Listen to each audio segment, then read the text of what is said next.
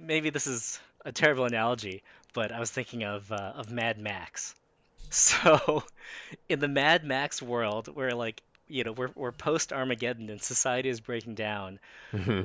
maybe there's still a value for gold. Maybe people still want it. I It's don't. shiny. You can Yeah. make jewelry. Yeah, it's pretty. But you can't.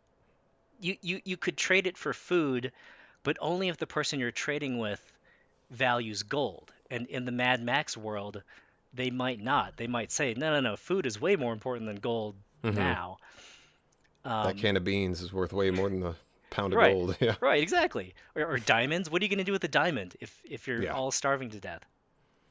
Yeah. You also Whereas, can't access your crypto wallet in, in the right, wasteland.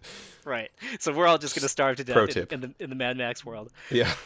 Um, whereas Ethereum, you could literally analogize as gasoline in the Mad Max world.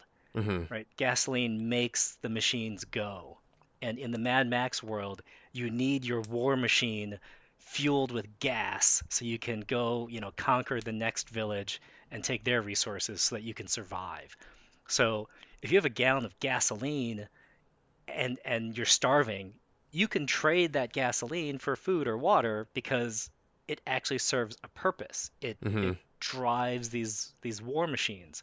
So, I mean, that's kind of how I'm viewing the difference here. Like, Bitcoin makes sense when there's a market for, speculative things like gold or things that people want just because they want them.